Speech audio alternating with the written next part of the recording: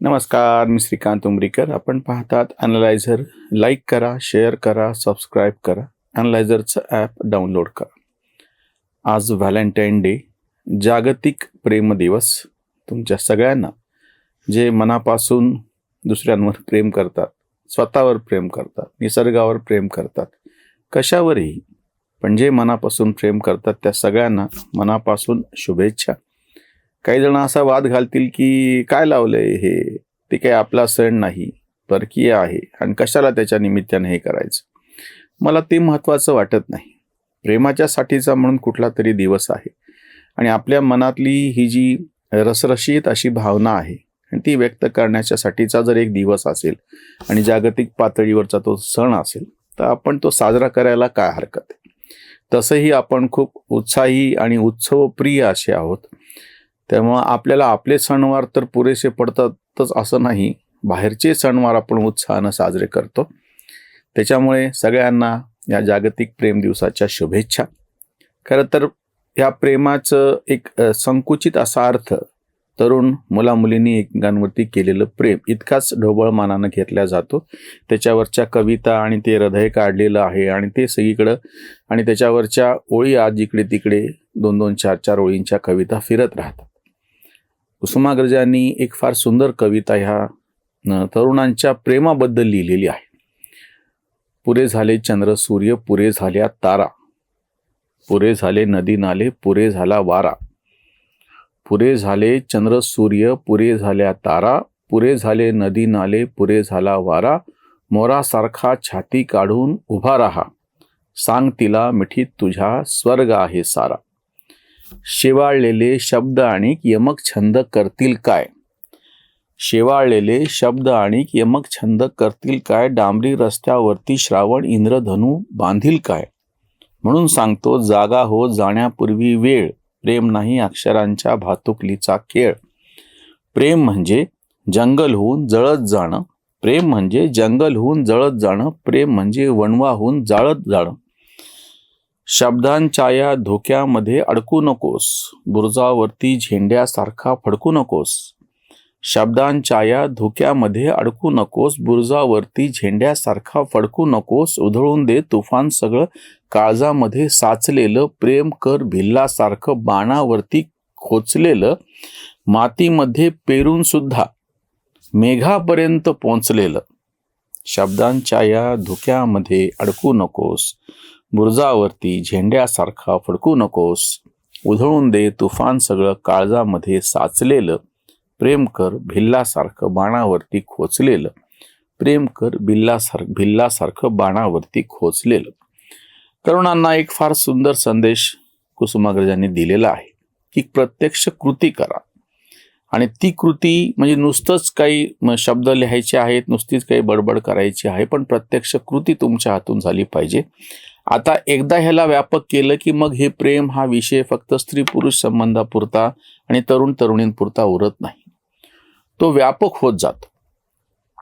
आणि विशेषतः तरुणांना त्यांना सांगायची गोष्ट अशी की तुझ्यामुळे सगळं रसरशीत असे हे जग आहे. प्रेम तुला लाभलेलं वरदान आहे. त्या वयात तर जास्त उत्कटता असते म्हणून. आणि नेमकं अशा वयामध्ये तुम्ही जेव्हा टोकाची भाषा करता, विध्वंसाची भाषा करता, ती सगळी सोडून तुम्ही प्रेमाची भाषा कशी केली पाहिजे.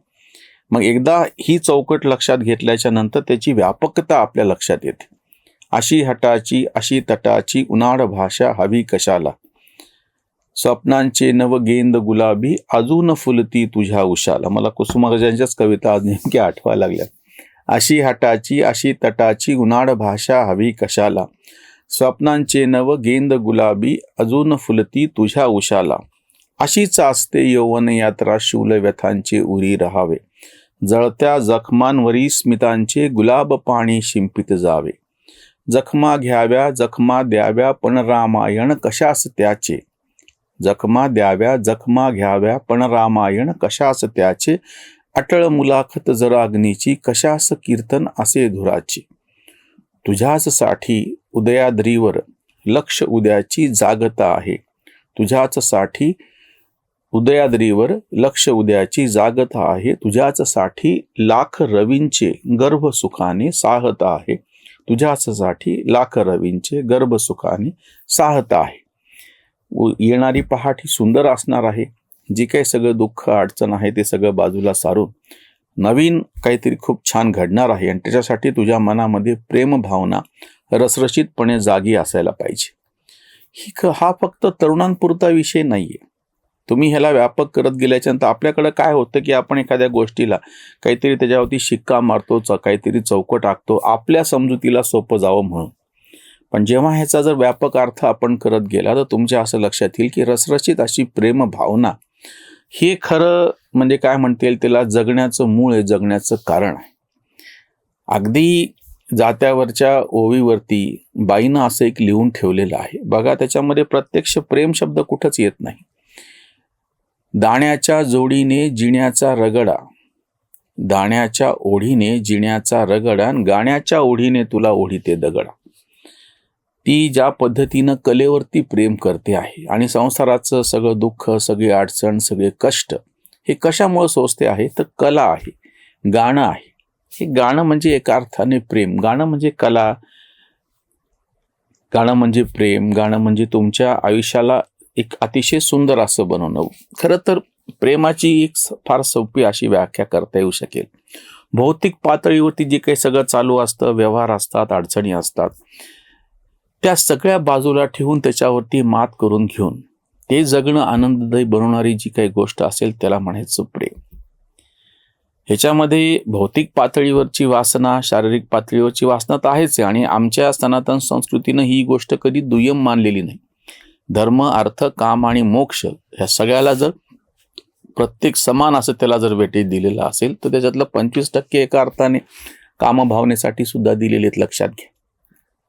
नेमाडेने एका ठिकाणी इतकं सुंदर वर्णन केलेलं आहे.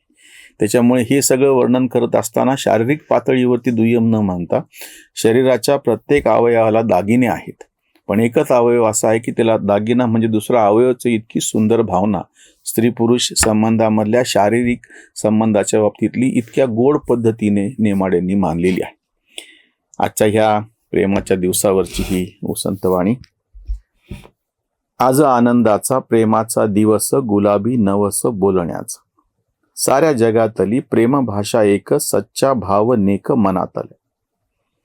मानवी जगाची झाली सुरुवात, तीच रुजवात प्रेमाची ग. प्रेमाने दुजाला म्हणावे माईन, तो व्हॅलेंटाईन दिवस हा. नाही भाषा प्रांत, प्रेमाच्या सणाला आनंद मनाला हवा हवा. प्रेमाच्या भाषेला जाणतो प्रेमळ, जातो सारा मळ काळजाचा. कांत म्हणे प्रेम भावना नितळ, जैसे स्वच्छ जळ ओंजळीत, जैसे स्वच्छ जळ ओंजळीत. कुसुमाग्रजांचीच मला जसं कविता आठवली, अजून एक कविता त्यानं ह्याचा मी शेवट करतो. आणि त्यांनी जी व्याप्ती दाखवलेली आहे प्रेमाची आणि संपूर्ण महाभारताची पार्श्वभूमी घेऊन त्यांनी लिहिलेलं आहे. प्रेम कुणावर करावं, कुणावरही करावं. प्रेम कुणावर करावं, कुणावरही करावं. राधेच्या वत्सल स्तनांवर करावं, कुब्जेच्या विद्रूप कुबडावर करावं. भीष्म द्रोणांच्या थकलेल्या तीर्थरूप चरणांवर करावं.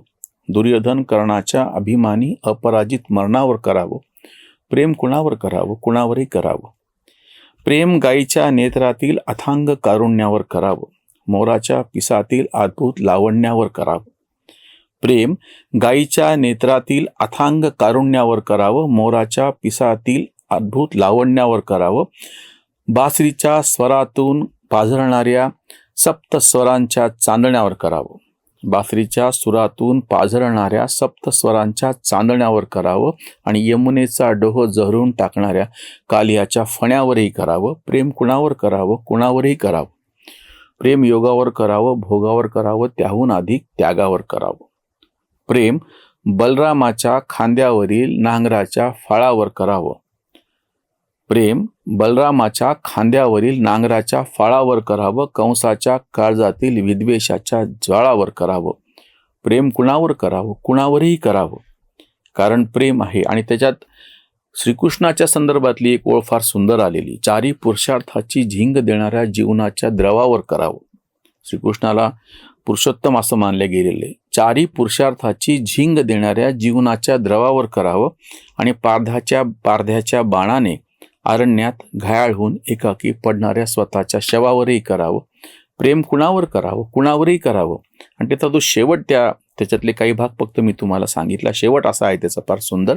प्रेम कुणावरही करावं कारण प्रेम आहे माणसाच्या संस्कृतीचा सारांश.